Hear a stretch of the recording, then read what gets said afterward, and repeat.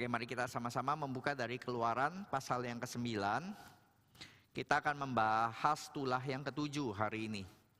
Tulah yang ke-7 tentang hujan es. Kita akan membahas dari ayat yang ke-13 sampai yang ke-35. Jadi saudara sekalian, kita akan membaca bergantian. Saya membaca ayat 13, lalu song leader dan jemaat sekalian ayat ke-14 dan seterusnya sampai yang ke-35 ya. Demikianlah firman Tuhan. Berfirmanlah Tuhan kepada Musa, bangunlah pagi-pagi dan berdirilah menantikan Firaun dan katakan kepadanya, beginilah firman Tuhan Allah orang Ibrani, biarkanlah umatku pergi supaya mereka beribadah kepadaku.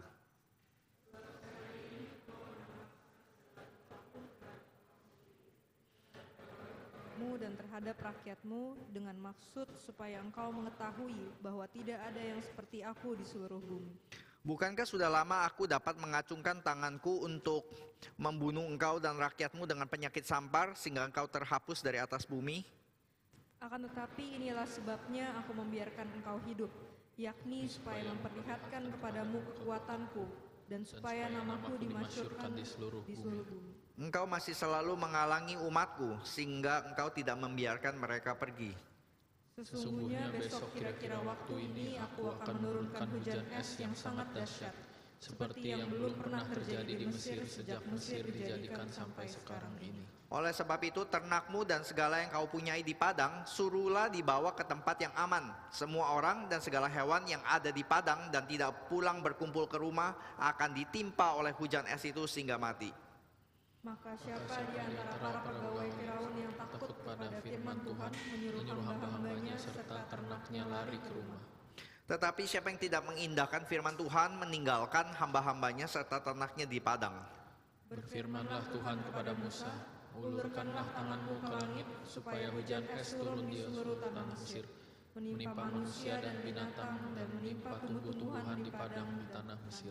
Lalu Musa mengulurkan tongkatnya ke langit, maka Tuhan mengadakan guru dan hujan es dan api pun menyambar ke bumi dan Tuhan menurunkan hujan es meliputi tanah Mesir. Dan turunlah hujan es beserta api yang berkilat-kilat di tengah-tengah hujan es itu. Terlalu dahsyat, seperti yang belum pernah terjadi di seluruh negeri orang Mesir, sejak mereka menjadi suatu bangsa. Hujan es itu menimpa binasa segala sesuatu yang ada di padang di seluruh tanah Mesir, dari manusia sampai binatang. Juga segala tumbuh-tumbuhan di padang ditimpa binasa oleh hujan itu dan segala pohon di padang ditumbangkannya. Hanya di tanah Goshen, tempat kediaman orang Israel, tidak ada hujan es. Lalu Firaun menyuruh memanggil Musa dan Harun serta berkata kepada mereka, aku telah berdosa sekali ini.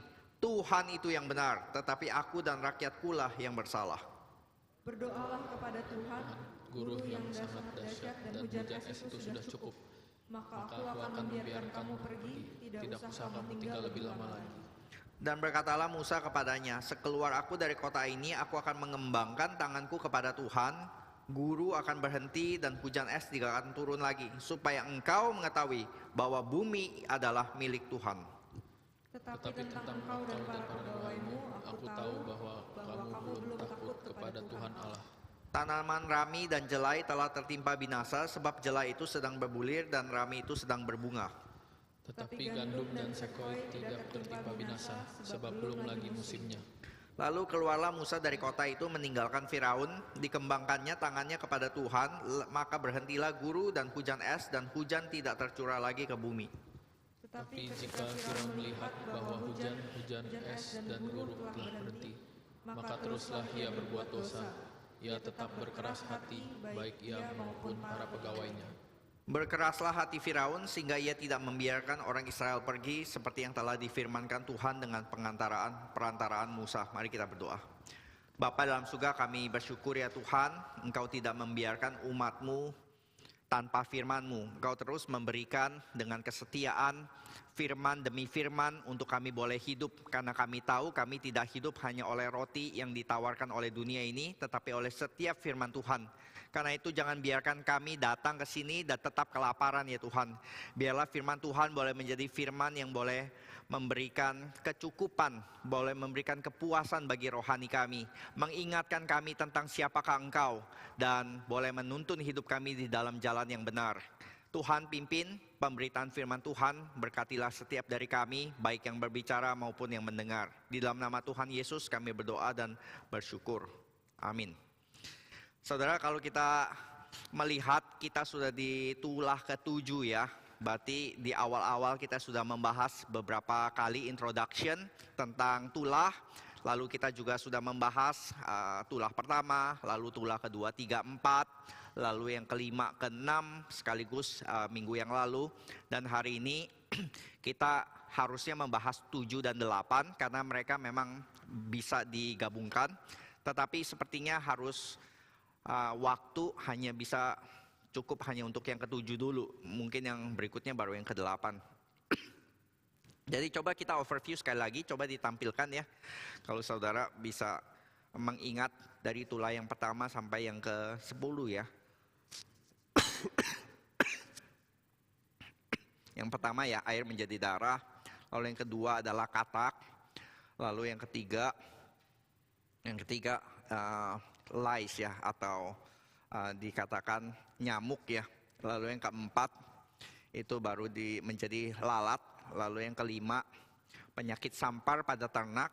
Lalu yang keenam itu adalah yang kelima itu penyakit sampar pada ternak. Lalu yang keenam itu harusnya adalah barah ya. Jadi 5 dan 6 itu bisa digabungkan. Minggu lalu kita bahas itu berbicara tentang penyakit kepada ternak dan sekarang juga penyakit kepada manusia. 5 dan 6 itu ada kesamaannya. Lalu 7 dan 8 itu sama-sama berbicara tentang hujan es dan ke-8 itu hujan belalang. Jadi kalau kita mau coba gabung-gabungkan sebenarnya ada bisa dimirip-miripkan begitu saudara. Dan mulai 7, 8, 9 kita bisa berkata ini adalah trio yang boleh dibilang final. Final kan kita sudah membahas di awal ya, ada 3 kali. Lalu tulah 1, 2, 3, tulah 4, 5, 6 dan tulah 7, 8, 9. Kalau yang 10 itu udah final terakhir, itu bakal tersendiri gitu. Nah kesamaannya dari 3 trio ini ya, makin lama itu kita bisa melihat juga ada semacam progression. Nah ini adalah trio atau triad yang terakhir yang benar-benar akan membuat Mesir itu sengsara habis-habisan dan akhirnya Firaun mulai lebih bisa negosiasi, lebih bisa terbuka otaknya atau pikirannya untuk ada kemungkinan melepaskan bangsa Israel. Kalau dari tulah yang pertama sama sekali itu masih sama sekali tidak mungkin gitu ya Israel pergi. Tapi setelah dihajar berkali-kali sampai udah 6 kali, lalu yang ke-7 kita akan lihat di sini ya. Tulah yang ke-7 ini adalah keunikannya tulah yang paling panjang catatannya dibanding tulah-tulah yang lain. Kalau tadi kita baca aja kan panjang ya. Dari ayat 13 sampai 35. Sedangkan tulah-tulah sebelumnya kadang-kadang hanya ada yang 5 ayat, 6 ayat. Dan di sini jelas-jelas ya di ayat yang ke-14 tadi kita baca. Sebab sekali ini aku akan melepaskan segala tulahku kepada engkau, supaya engkau mengetahui bahwa tidak ada seperti aku di seluruh bumi. Ini benar-benar pukulan yang keras gitu ya. Tuhan sudah warning ya. Kamu sudah mengabaikan 6 kali tulah dan yang ke-7 ini angka 7 seringkali dipakai sebagai angka kegenapan gitu, angka sempurna. Ini pukulan yang heboh, pukulan yang hebat gitu. Dan kehebohannya itu ditampilkan bukan hanya dengan itu ya penyakit atau kutu-kutu yang kecil, tapi benar-benar langit sendiri turun tangan, hujan es gitu ya. Heavens itu akan bertindak begitu. Nah ini kita sekarang masuk ke dalam tulah yang ke-7. Nah di tulah ke-7 ini saudara, kalau saudara lihat panjang lebar seperti tadi ya, ada 3 kali dikatakan ya, supaya engkau tahu, supaya engkau tahu, supaya engkau tahu. Tahu apa sih? Nah tulah ke-7 ini, kekhasan dari tulah yang ke-7 adalah di dalam tulah ini Tuhan seakan-akan berapologetika, Tuhan seakan-akan berceramah kepada orang Mesir, kepada Firaun dan pegawai-pegawainya tentang tujuan tulah. Nah ada 3 tujuan yang kita bisa baca di dalam tadi ayat 13 sampai 35 ini ya. Ada 3 pernyataan tujuan tulah. Mari kita coba lihat di dalam slide. Yang pertama adalah supaya semua tahu tidak ada yang seperti Yahweh di seluruh bumi. Ini ayat yang ke-14 saudara. Ya yang tadi kita baca ya, di seluruh bumi. Lalu juga nanti ayat ke-16, supaya nama Tuhan dimasyhurkan di seluruh bumi. Jadi memang semuanya tentang seluruh bumi ya. Itu cakupan yang bukan hanya bagi Mesir, tapi bagi seluruh bumi. Tapi 3 tujuan yang berbeda. 1, berbicara tentang keunikan. Kedua, berbicara tentang nama Tuhan dimasyhurkan. Yang ketiga, berbicara tentang otoritasnya atas seluruh bumi. Nah, ini yang kita mau bahas di dalam sesi kali ini. Yang pertama saudara di ayat yang ke-14 ya. Sekali lagi saya bacakan. Sekali ini aku akan melepaskan segala tulahku terhadap engkau sendiri. Dengan maksud supaya engkau tahu tidak ada yang seperti aku di seluruh bumi. Mungkin buat kita orang Kristen yang sudah lama ya kita sudah tahu lah ya. Yahweh Allah Tritunggal itu unik dibanding Allah-Allah yang lain. Tapi saudara kalau saudara pergi ke Mesir. Tahun lalu kami pergi trip yang ke Mesir, saudara, itu ngingetin nama dewa-dewa itu banyaknya luar biasa dan mirip-mirip semuanya. Kita sampai ke saru-saru ya. Apa bedanya Isis, Osiris, Ra, semuanya itu banyak banget gitu. Untuk hafalinnya, padahal kami udah berusaha mencoba mempelajari dengan lebih detail, tapi setelah beberapa hari udah mulai mix up lagi. Dan bukan hanya kita get mix up karena mereka banyak banget ya. Dan kita juga bingung mana yang paling besar ya. Mana yang paling berkuasa ya. Mana yang paling hebat gitu ya. Itu juga nggak terlalu gampang karena tiap-tiap dewa itu juga ada kapling-kaplingnya saudara. Dan terutama misalnya nanti ya waktu tulah ke-7 dan ke-8 ini kan menghancurkan agrikultur, sistem agrikulturnya Mesir gitu. Benar-benar dihancurkan. Yang seharusnya itu mempermalukan dewa-dewa yang melindungi Mesir. Nih di sini ada satu komentar yang mencatat untuk melindungi ekosistem agrikulturnya Mesir itu ada beberapa dewa yang paling penting. Misalnya dewa Min, itu dewa yang menjaga tentang ladang begitu. Dewa Isis itu dewa kehidupan yang memberikan kehidupan. Lalu dewa Nepri itu namanya dewa tanaman. Lalu ada Anubis, guardian dari sawah-sawah dan ladang-ladang. Lalu juga bahkan ada dewa yang namanya Senehem yang melindungi dari wabah dan hama. Ya saudara lihat ya, ini orang-orang Mesir supaya panennya lancar, supaya tanamannya bagus, berbuah dan panennya banyak, mereka harus menyembah dewa-dewa semuanya ini supaya nanti kalau nggak ada hama, nggak ada ini ya pest gitu, hama, mereka harus memberikan makanan atau semacam persembahan kepada Senehem, lalu kepada Anubis, kepada yang lain Isis, Min, Nepri, ini semua gitu. Jadi saudara bisa lihat ya, mereka semua itu membentuk satu ekosistem yang melindungi agrikultur Mesir. Mereka bergantung, orang-orang Mesir bergantung kepada mereka. Dan kalau ditanya mana yang paling berperan besar, mereka mungkin akan berkata semua ya, harus semua gitu. Nggak bisa cuma salah satu, nggak ada satu-satunya. Mereka bekerja intim, boleh dibilang. Jadi waktu dikatakan di sini ya, tidak ada yang seperti Yahweh. Ini mau berbicara tentang keunikan, mau berbicara satu posisi yang gak bisa ditandingi, gak bisa dibandingkan oleh dewa-dewa yang lain. Seperti dalam kasus Yunus ya, Yunus yang melarikan diri di kapal.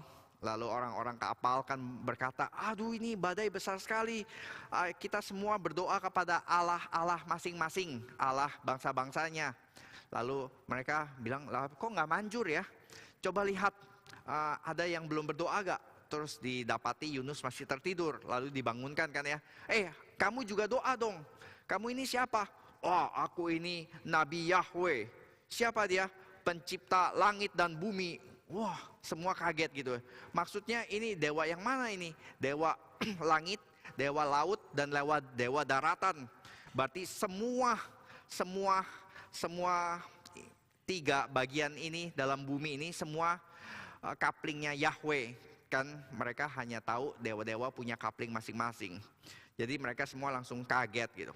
Nah ini saudara, ini yang memberikan keunikan daripada Yahweh ya.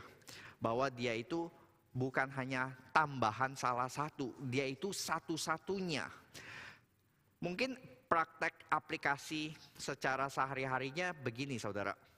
Saya pernah penginjilan di rumah sakit kepada salah satu pasien. Dulu kan rutin ya, sebelum pandemi itu rutin penginjilan ke rumah sakit. Kita datang, lalu kita diberikan list, kita boleh kunjungin pasien-pasien.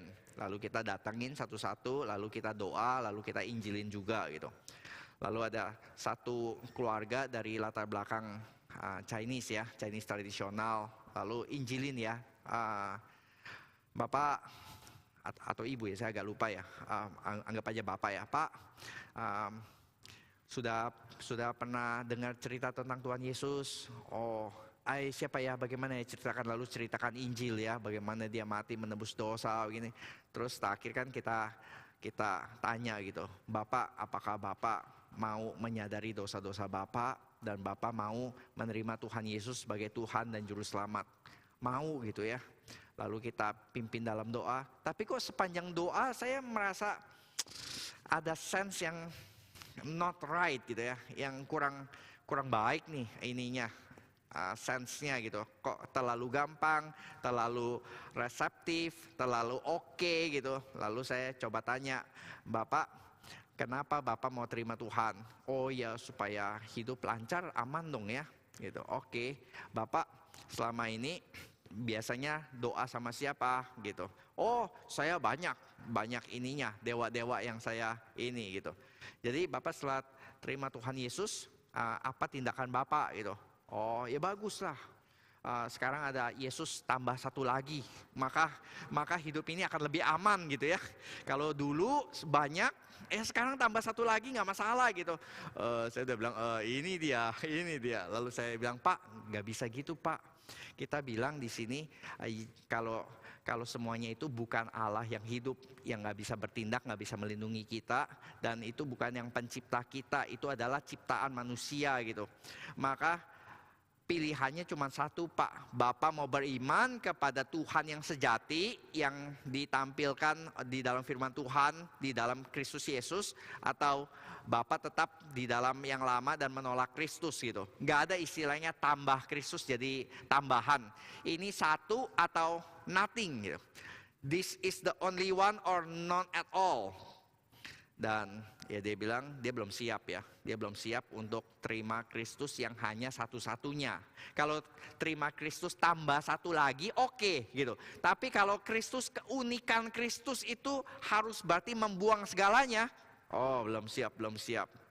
Itu kayak dia bilang, saya benar-benar harus yakin dulu Jesus is the only one, sehingga saya bisa buang semua investasi yang lain gitu. Nah Bapak ini belum siap gitu. Jadi ya kembali harus doakan si Bapak untuk satu hari benar-benar bisa melihat keunikan Yahweh. Kalau enggak saudara ya, kalau tadi enggak benar-benar ditanya lebih lanjut lagi ya, dia hanya melihat Kristus sebagai ya another one, nggak ada uniknya. Ya mungkin bagus gitu ya, why not gitu. Kalau di sini adalah Alkitab selalu menampil nggak bisa, kamu hanya bisa pilih dia satu-satunya atau tidak sama sekali. Nggak ada neutral ground ya. Termasuk ya, kita nggak suka, kita harus terima bahwa dia yang berkuasa. Seperti NKRI ya saudara, kita boleh enggak? Kita sih sebenarnya oke ya, tapi ada orang-orang yang enggak suka dengan kepemimpinan presiden sekarang, lalu mulai mencela, lalu mulai mengadakan tindakan-tindakan separatis. Lalu kan kita hanya berkata ya, kamu selama tinggal di NKRI, selama tinggal di Indonesia, ya kamu harus mengakui presiden. Kamu suka nggak suka, kamu coblos nggak coblos, but dia presiden kita sekarang. Kamu nggak suka ya silakan emigrasi ke negara yang lain gitu. Silakan pindah negara, karena ini daerah kedaulatannya presiden yang sekarang gitu. Presiden Jokowi, kamu nggak suka Jokowi, kamu nggak mau diperintah Jokowi, ya jangan tinggal di sini, silakan pergi keluar. Ya. Demikian juga kan one day ya, kalau misalnya kita nggak suka, kalau satu saat misalnya yang menang adalah Anies, ya kita harus tetap memanggil Presiden Anies kan. Saudara, betapa tidak sukanya begitu ya, satu saat nggak mau mengakui, ya satu saat kita harus manggil dia Presiden Anies. Kalau enggak ya kita silakan pindah ke luar negeri kan ya, jadi warga negara presiden yang lain. Demikian juga ini, nanti kan dikatakan dia tidak ada yang seperti Yahweh di seluruh bumi. Nanti di bagian yang ketiga akan lebih jelas otoritasnya gitu, seluruh bumi. Kalau kita tidak suka Jokowi, kita masih bisa pindah ke negara yang lain. Tapi kalau kita tidak suka Yahweh, dia pemilik bumi, mau pindah ke planet mana ya? Karena ini satu-satunya planet kita bisa hidup, bumi sekarang ini. Yang kedua saudara, nama Tuhan dimasyurkan di seluruh bumi. Ayat yang ke-16. Akan tetapi inilah sebabnya aku membiarkan kau hidup, yakni supaya memperlihatkan kepadamu kekuatanku dan supaya namaku dimasyurkan di seluruh bumi. Nah, kalau tujuan yang pertama itu berbicara tentang keunikan, tujuan yang kedua ini berbicara tentang keuniversalan dari kuasanya. Sejarah memang menunjukkan benar-benar 10 tulah ini ya di dalam Alkitab itu menunjukkan tujuan nama Tuhan tersebar ke seluruh bumi itu sudah tercapai. Akhirnya nanti tercapai gitu. Kalau cuma hanya satu wabah ya saudara, itu mungkin negara-negara sekitar, bangsa-bangsa sekitar mungkin sudah lupa. Sudah pikir itu juga cuman ya kebetulan. Tapi kalau 10 tulah dan betul-betul itu menghancurkan Mesir, itu tidak mungkin tidak diingat, tidak mungkin tidak menyebar ke bangsa-bangsa yang lain. Jadi ini salah satunya kenapa yang benar-benar dihajar oleh Tuhan itu Mesir. Karena saat itu adalah negara adidaya, negara superpower paling besar ya Mesir. Di sini ada jemaat yang suka catur. 1, 2, 3, 4, 5, mulai ada ya, 6 gitu. Suka catur ya. Saya tadi search Grandmaster Indonesia, nama-namanya siapa aja. Ternyata saya kurang tahu ya. Tapi saya yang nggak terlalu main catur, saya tahu Grandmaster seluruh dunia yang nomor 1 saya tahu gitu ya. Karena memang terkenal banget, Magnus Carlsen kan ya. Kalau misalnya Hosea ngalahin Grandmaster Indonesia yang sekarang nomor 1 siapa? Susanto siapa ya gitu ya. Gitu. Dia mungkin akan masuk ke Kompas gitu. Tapi mungkin nggak akan di cover oleh New York Times atau misalnya Straits Times, mungkin enggak ya. Tapi kalau Hosea ngalahin Magnus Carlsen, kayak besok ya, muka dia bakal terpampang di CNN gitu. Bakal tampil di seluruh koran-koran dunia gitu. Karena bocah Indonesia tidak dikenal bisa mengalahkan Grandmaster bukan sepanjang masa sih ya, tapi sekarang ini gitu ya, yang tidak terkalahkan. Dia bisa mengalahkan. Kira-kira seperti demikian saudara. Bangsa-bangsa Kanaan itu mungkin nggak kenal itu bangsa Israel. Karena bangsa Israel itu bangsa dari mana? Bangsa yang berkembang di Mesir. Waktu itu hanya Yakub dan seluruh keluarganya ya, yang 70 itu yang nanti berkembang menjadi besar jadi bangsa Israel. Tapi kalau saudara tanya kepada bangsa Het, kepada bangsa Filistin, kepada bangsa yang lain, kamu kenal bangsa Israel gak? Hah? Bangsa apa? Israel. Di mana tuh? Bangsa kecil ya? Berapa banyak populasinya? Gak ada yang tahu saudara. Ini bangsa yang gak terkenal. Bukan hanya gak terkenal, budak. Ngapain kita tahu tentang satu bangsa yang remeh begini? Tapi kenapa nama Israel bisa begitu besar? Karena bangsa kecil ini bisa mengalahkan Mesir. Bisa dibebaskan dari Mesir oleh tangan kuat kuasanya Allah yang mereka sembah. Maka nama Yahweh itu menjadi terkenal karena mengalahkan Mesir, saudara. Dan kita coba lihat ya, nanti ketika orang-orang Gibeon ya bertemu dengan Yosua, ketika nanti Yosua ingin menaklukkan bangsa-bangsa di Kanaan, ada satu bangsa Gibeon yang datang dan berkata, menjalin persahabatan gitu ya, dan berkata, ini loh kemasyuran Tuhan, kami telah mendengar laporan tentang dia, semua yang dia lakukan di Mesir.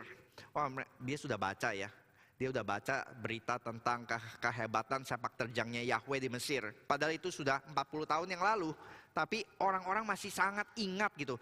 Mereka seperti ini gak pernah terjadi dan gak pernah terulang lagi. Lalu bertahun-tahun kemudian ketika sudah bangsa Israel sudah menempati di tanah perjanjian, sudah menjadi bangsa yang hebat juga di tengah-tengah bangsa Kanaan. Lalu perang dengan orang Filistin kan ya.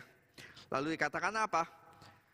Orang-orang Filistin ya, masih ingat pertarungan perang, lalu bangsa Israel kalah.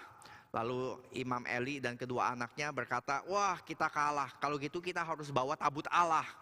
Lalu mereka bawa tabut Allah. Wah, bangsa Israel benar-benar spiritnya itu ya, semangatnya itu dibangkitkan kembali. Wah, kita pasti menang. Karena ada Allah Yahweh di tengah-tengah kita, ada tabut Allah mereka bawa. Dan orang Filistin kirim intelijen, kenapa sih itu? Kenapa itu? Di campnya bangsa Israel, kenapa? Lalu mereka pulang dan memberikan kabar. Mereka ini sudah membawa bom nuklir mereka gitu. Kalau sekarang ya bom nuklir gitu ya. Bom nuklir yang pernah mengalahkan bangsa Mesir. Mati kita sekarang. Nah ini kalau kita kita baca tulisannya di 1 Samuel 4 ayat 7 dan 8 ya. Ini yang orang Filistin katakan. Kami dalam masalah. We are in big trouble. Tidak ada yang seperti ini yang pernah terjadi sebelumnya. Celakalah kami. Siapa yang akan membebaskan kita dari tangan dewa-dewa yang perkasa ini? Merekalah dewa-dewa yang menimpa orang Mesir dengan segala macam tulah di padang gurun. Saudara, orang Filistin puluhan tahun kemudian masih ingat loh apa yang dilakukan terhadap orang-orang Mesir dengan segala tulahnya. Dan mereka gemetar menghadapi itu. Ini sama gemetarnya ya kalau tiba-tiba Rusia keluarin bom nuklirnya begitu. Seperti ini saudara. Filistin tuh takut banget. Mereka kalau lawan perang, mereka yakin menang saudara. Tapi ketika tabut keluar, Yahweh turun tangan, mereka bilang mati ini. Bom nuklir sudah siap dipakai menggempur kita, mati kita semua gitu. Dan itu yang terjadi saudara. 10 tulah itu membuat nama Yahweh terkenal, membuat bangsa Israel dikenal bangsa-bangsa yang lain. Dan caranya ya Tuhan justru dengan mengalahkan Firaun. Sama ya saudara, Daud itu nggak terkenal saudara. Daud tuh nggak terkenal. Sampai kapan? Sampai ngalahin Goliat.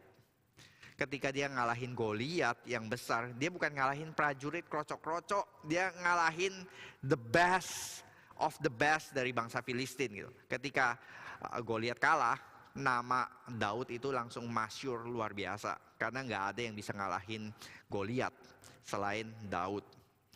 Jadi ini yang Tuhan lakukan. Sebelum mengalahkan dewa-dewa Kanaan, Tuhan bilang aku akan kalahkan dewa-dewa yang paling besar terlebih dahulu. Di mana? Di Mesir.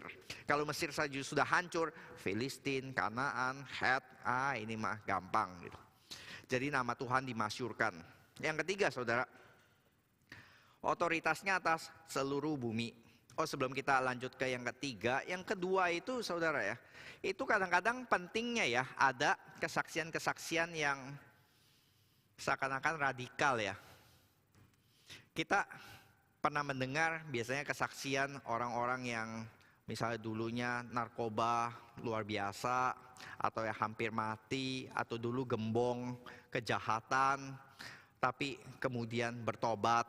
Dulu dia adalah misalnya koruptor paling besar, tapi kemudian bertobat menjadi orang Kristen. Dulu dukun santet, sekarang menjadi pendeta.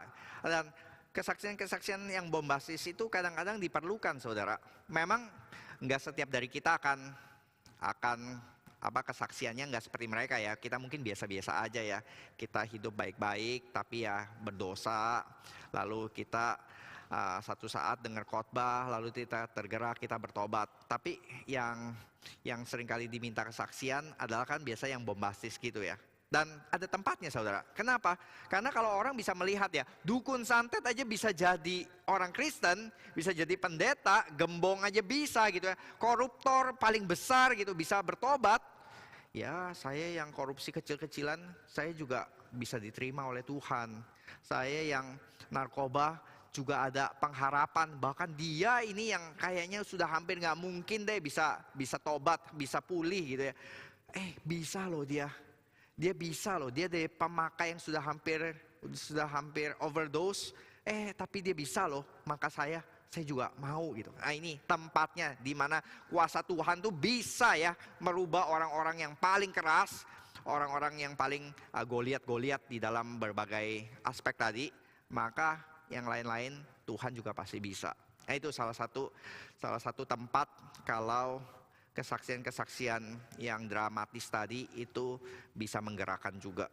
Yang ketiga saudara, otoritasnya atas seluruh bumi ya. Nah ini dari ayat ke-29.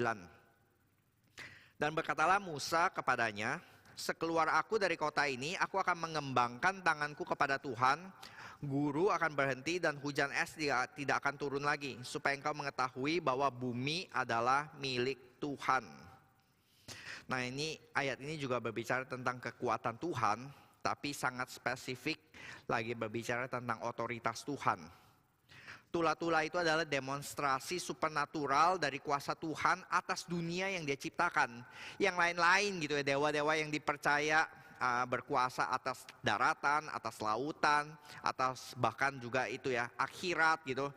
Itu Tuhan bilang bukan itu semua. Mereka itu tidak punya kuasa. Karena apa? Karena bumi bukan milik mereka. Bumi itu milik Yahweh. Jadi Yahweh yang punya kuasa atas bumi.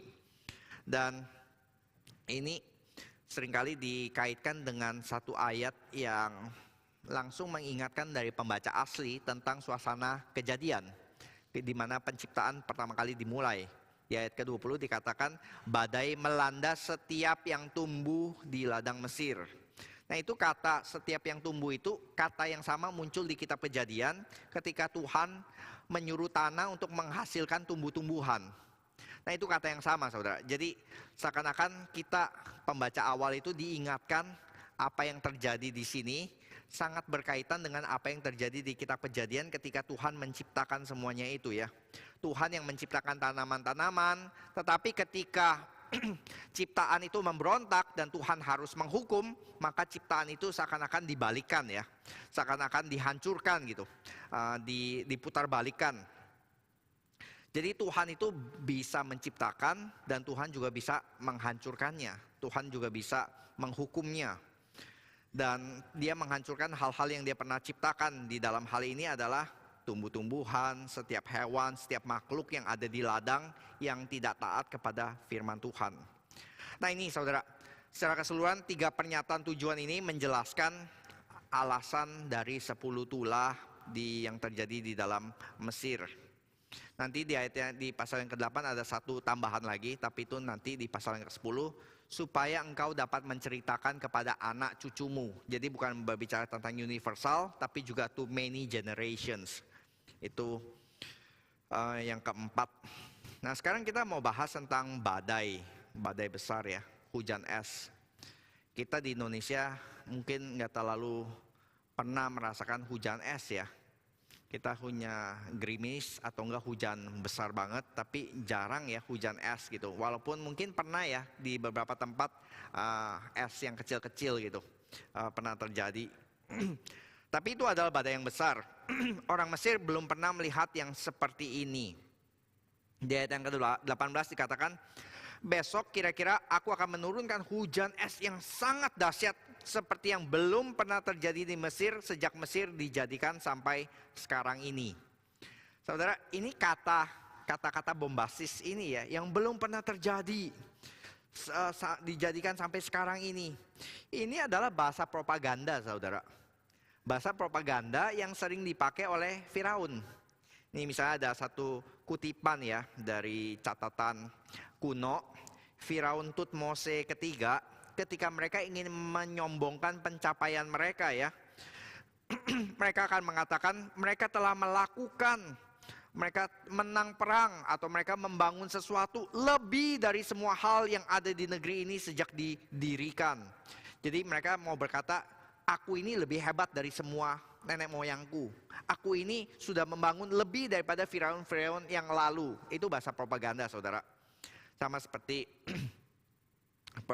itu ya, ini adalah yang the best yang belum pernah muncul sebelumnya gitu. Produk-produk yang selalu bilang ini adalah new breaking ground, breakthrough. Padahal kan di Alkitab ini ya, misalnya pengkhotbah pernah bilang yang nggak ada sesuatu yang baru di bawah matahari. Tapi seakan-akan mau pakai bahasa propaganda itu. Nah ini yang dilakukan oleh Tuhan juga, ingin berkata enggak. Yang benar-benar belum pernah terjadi itu adalah ini nih. Benar-benar yang skalanya itu melampaui dari skala-skala yang sebelumnya. Dan mengesankan karena orang Mesir itu punya konsep namanya badai, itu biasanya dikirim atau dilakukan oleh dewa. Jadi Tuhan seakan-akan mau bilang ya, ini badai es sebesar ini ya. Kalau kamu percaya badai-badai itu adalah kiriman Yahweh, ini badai yang lebih besar dari yang pernah dikerjakan oleh dewa-dewa sebelumnya. Jadi ini adalah betul-betul Tuhan yang unik, Tuhan yang berkuasa dan kekuasaannya melebihi semua dewa-dewa yang lain. Jadi badai itu berbicara tentang kuasa Yahweh, tapi sekarang hal yang kedua yang ingin disampaikan dari badai itu juga berbicara tentang keadilan. Maksudnya gimana ya? Badai itu berbicara tentang keadilan. Apa hubungannya badai dengan keadilan? Kalau badai dengan kuasa kan kita mengerti ya. Benar-benar, luar biasa kuasa Yahweh. Badai ini begitu besar. Tapi kalau keadilan, kita harus lihat dalam sekali lagi bahasa aslinya. Karena ada nuansa-nuansa yang hilang ketika kita bahas di dalam bahasa terjemahan. Kata badai besar, kata badai besar itu ya sangat dahsyat ini ya. Ini kata memakai kata yang sama dengan apa saudara? Dengan hati Firaun yang keras. Firaun yang keras dengan badai besar itu katanya sama saudara. Jadi seakan-akan kalau kita ingin mencoba mengkaitkan, Tuhan mau bilang ya, kamu lihat gak ini badai begitu besar, begitu dahsyat, seperti apa? Seperti kerasnya hati kamu Firaun. Hukuman ini begitu besar karena apa? Karena kamu juga begitu keras hatinya. Jadi itu benar-benar tit for tat ya. Benar-benar mata ganti mata. Atau setimpal dengan kekerasan hati Firaun. Ini keadilan Tuhan gitu. Tuhan hajar sesuai dengan kekerasan hati Firaun. Tuhan bukan Tuhan yang tidak adil. Tuhan, kita orang tua aja kan tahu ya. Anak salah segimana, kita hukum segimana juga gitu. Kan kelewatan kalau anak itu nakalnya ringan-ringan lalu kita gebukin pakai samurai gitu, atau pakai golok. Kan enggak ya saudara, paling banter, paling maksimum kan pakai kemoceng atau pakai hanger. Kan itu yang paling ini. Kalau yang ringan-ringan paling dihukum berdiri di pojok atau disentil atau nggak boleh main gamesnya. Kan itu sesuai dengan takaran hukumannya yang harus diberikan. Ini juga saudara, ini kenapa badai ini begitu besar? Karena kekerasan hatinya juga begitu besar daripada Firaun. Jadi ini badai besar tadi juga menggambarkan tentang keadilan Tuhan. Tapi saudara, belum selesai. Bukan hanya badai besar, bukan hanya berbicara tentang kuasa Yahweh, keadilan Yahweh, tapi khusus pertama kali di pasal ke-7 ini, di tulah ke-7 ini juga menceritakan anugerah Yahweh. Anugerah, iya saudara. Coba kita lihat dari di tulah ke-7 ini, pertama kali ya Tuhan kasih exit strategi. Tuhan kasih kesempatan orang Mesir itu bisa melindungi diri mereka. Jadi saudara di sini ya, Tuhan kasih merancang ujian kan ya di ayat yang ke-19. Oleh sebab itu, ternakmu segala yang kau punya di padang suruhlah dibawa ke tempat yang aman. Semua orang yang segala hewan di padang tidak berkumpul ke rumah akan ditimpa oleh hujan es itu sehingga mati. Maka siapa di antara para pegawai yang takut kepada firman Tuhan menyuruh hamba-hambanya serta ternaknya lari ke rumah. Tetapi yang siapa tidak mengindahkan firman Tuhan meninggalkan hamba-hambanya serta ternaknya di ladang. Jadi Tuhan mau bilang di sini ya, besok akan ada hujan es besar. Kalau kamu dengerin firman Tuhan dan kamu takut kepada firman Tuhan, mbok ya itu ladang hamba-hambamu sama ternakmu dibawa berlindung. Tapi yang enggak itu akan mati di ladang. Jadi ini pertama kali ya Tuhan kasih bagaimana bisa bebas daripada tulah. Bagaimana ada sebagian orang yang akan mengalami tulah, ada semacam orang yang juga tidak akan mengalami tulah, bebas daripada tulah. Jadi di pasal ke-7 ini pertama kalinya kita ada melihat diferensiasi dari orang Mesir. Ada orang Mesir yang tetap berkeras hati seperti Firaun dan pegawai-pegawainya, dan juga ada orang-orang Mesir, pegawai-pegawai Firaun yang mulai sadar firman Tuhan, mulai cukup yakin ada Yahweh itu real, Yahweh itu berkuasa, dan dia akan kembali memberikan tulah, dan saya better percaya supaya saya jangan sampai mati. Jadi kita bisa lihat di sini ada 3 kategori orang dalam tulah yang ke-7. Yang pertama Firaun dan juga orang-orang Mesir yang mengeraskan hati. Yang kedua adalah orang-orang Mesir yang mulai beriman kepada Yahweh, yang mulai sadar bahwa sebaiknya taat kepada Yahweh. Lalu yang ketiga, taat kepada Yahweh, dan berarti itu apa? Mulai tidak taat kepada Firaun ya. Lalu yang ketiga adalah orang-orang Israel, kaum pilihan yang memang diprotek oleh Tuhan. Mari kita bahas ketiga kategori orang ini ya saudara. Nah Firaun ya, Firaun itu sudah melihat 6 kali tulah ya. Dan bahkan lebih lagi, sudah melihat tongkat ular, tongkat menjadi ular, sudah benar-benar berinteraksi dengan Musa secara real, secara terus-menerus. Maka seharusnya orang pertama yang paling percaya kepada perkataan Musa itu mestinya Firaun. Tapi ternyata enggak saudara. Tetapi justru dia adalah orang yang terakhir yang akan taat kepada, yang bakal nggak taat bahkan sama sekali ya. Dia sudah melihat yang Tuhan lakukan, tapi tetap saudara, dia nggak mau. Saudara mungkin seperti saya, mungkin akan berpikir, susahnya apa sih? Kan daripada ternak mati, hamba-hamba mati, ya bawa aja dong ya. Taat aja dong ya. Kecuali apa saudara? Kecuali kalau ini di dalam perang, saudara itu tahu ini bakalan rugi besar, tapi yang namanya saya nggak mau tunduk, itu lebih baik dijalankan walaupun saya harus jor-joran gitu. Rusia sama Ukraina gitu ya. Misalnya saya bom nuklir kamu ya, kalau kamu nggak mau menyerah sekarang ini, tarik semua tentaramu. Mungkin dengan pride atau begitu ya, akan berkata enggak, kami lebih baik mati di ladang, di medan perang daripada kami harus menyerah. Nah itu yang dilakukan, itu yang terjadi di sini. Firaun akan berkata, no, tuh Yahweh mau bilang apapun, betapapun kerugian itu besar gitu ya, saya nggak akan lakukan. Jadi Firaun nggak bakal taat apapun yang dikatakan oleh Musa dan oleh Yahweh. Jadi dia menolak membawa ternak-ternaknya dari ladang. Tapi pegawai-pegawai ini yang bersikeras juga sama ya. Saudara coba bayangkan ya, minta semua pegawai balik nggak beroperasi, itu ada kerugian besar ya. Coba sekarang misalnya kita punya armada taksi yang besar sekali, saya nggak mau sebut merek gitu ya, mungkin berwarna biru ya. Lalu kita berkata kepada semua taksi ya, operasinya besok ada hujan besar-besaran. Siapa yang bilang? Bapak Pendeta Heru. Maka bilang semua harus masuk ke pool, nggak boleh beroperasi gitu. Mereka mulai ngitung-ngitung ya. Wah, 1 hari tidak beroperasi, kita kehilangan 10 miliar.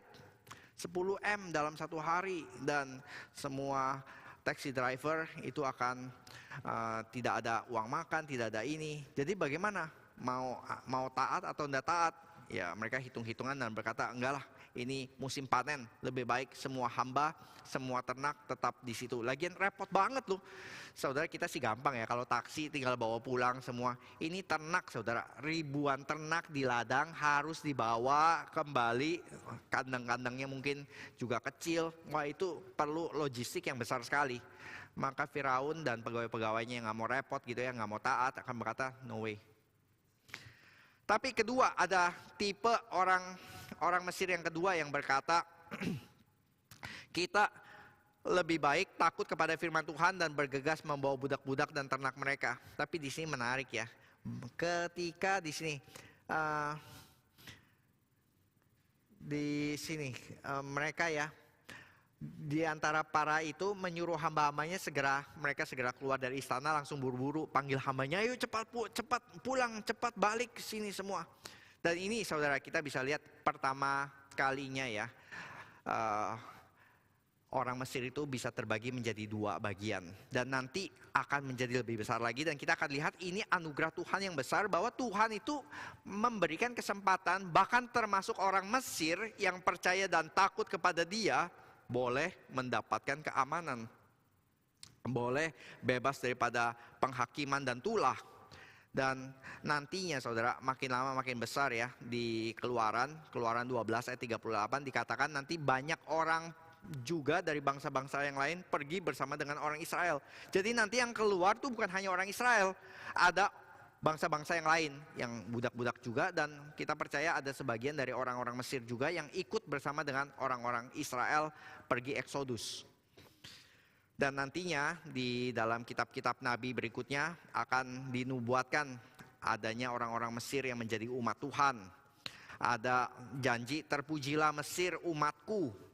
Berarti Mesir bukan lagi dikategorikan sebagai musuh Allah, tapi nanti ada orang-orang Mesir yang menjadi umat Allah. Sekali lagi saudara, waktu kami para hamba Tuhan pergi ke Mesir, kan kita selalu dapat gambarannya Mesir itu kan ya Firaun dan musuh Tuhan ya, yang memperbudak begitu. Tapi ada orang Kristen yang pernah diundang Patong ya di kebaktian pagi itu, yang diinterview namanya Pak Amgat, itu yang jadi tour guide kita di Mesir. Dia itu penatua gereja Koptik ya. Gereja tertua yang dari zamannya para rasul gitu ya, sampai sekarang masih terus berdiri. Jadi itu sudah 2000 tahun ya, 2000 tahun gereja Koptik di Mesir. Sudah melewati banyak penganiayaan, tapi Tuhan terus jaga gereja Koptik ini sampai sekarang. Dan dia berkata, kami bangga loh sebagai orang Mesir gitu. Mereka nggak melihat diri mereka itu sebagai musuh Allah. Mereka melihat mereka adalah bagian orang Mesir yang menjadi bagian umat Allah, yang sampai sekarang Tuhan terus pelihara sampai 2000 tahun tetap berada. Kan kita lihat ya, ada gereja-gereja, 7 gereja yang di Asia Minor itu kan banyak yang nggak survive ya sampai sekarang. Mana itu gereja Efesus, mana itu gereja ini. Tapi gereja Koptik Mesir itu dipelihara sampai sekarang gitu. Ini salah satu berkat anugerah Tuhan saudara. Anugerah Tuhan yang Tuhan berkata nggak semua orang Mesir itu bakal dihukum Tuhan. Kalau mereka mendengarkan, mereka takut kepada firman Tuhan, mereka melaksanakan, ada pembebasan bagi mereka juga, ada eksodus bagi mereka juga, dan mereka satu saat juga dijadikan umat Allah. Dan nanti penggenapan lebih lanjutnya lagi adalah di hari Pentakosta. Orang-orang Mesir dari segala bangsa itu benar-benar turun Roh Kudus atas mereka dan mereka menjadi orang Kristen.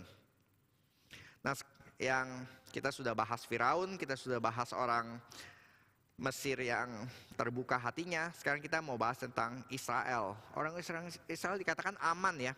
Hanya di tanah Goshen, tempat kediaman orang Israel, tidak ada turun hujan es. Benar-benar memperlihatkan kontrasnya. Yang di sini hancur lebur.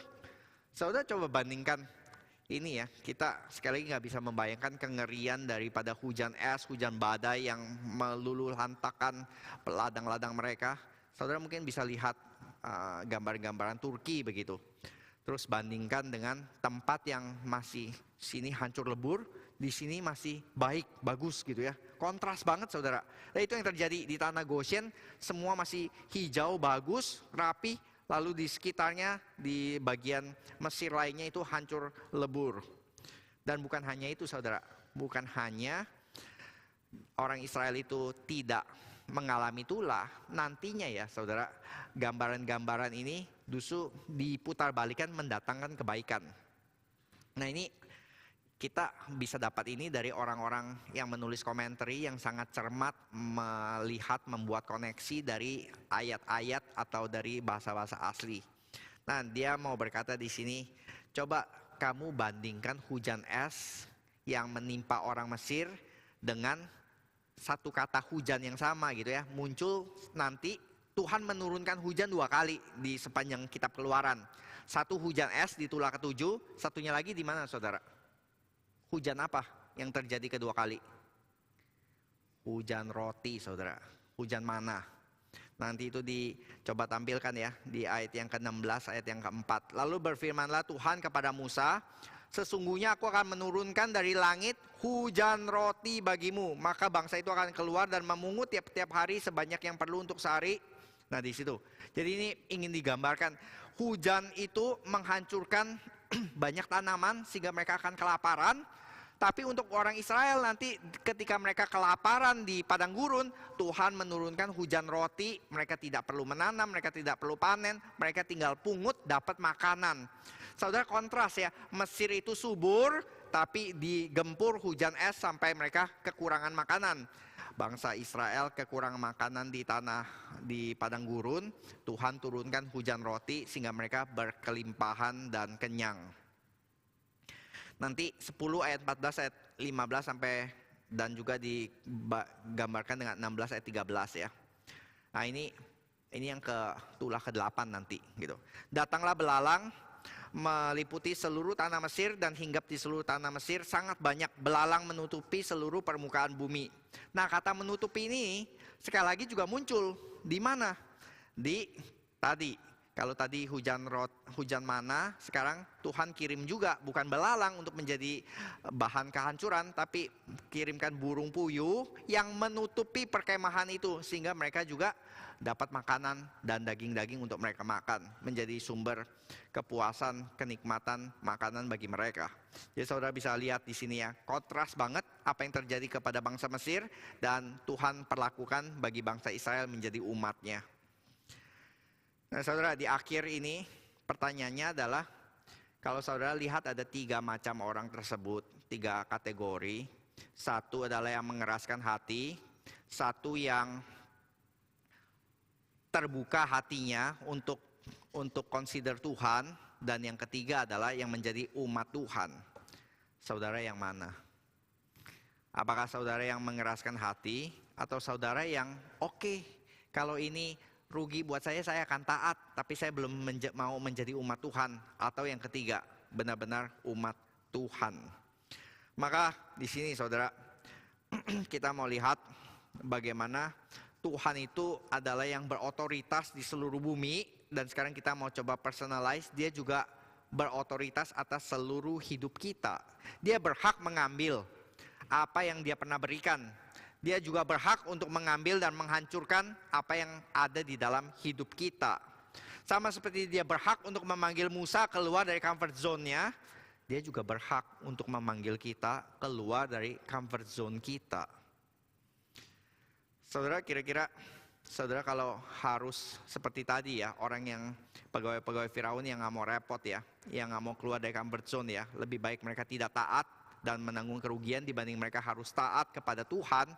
Ya tadi, mereka sudah terlalu nyaman di dalam comfort zone sehingga mereka nggak mau lagi untuk taat gitu, repot-repot untuk taat.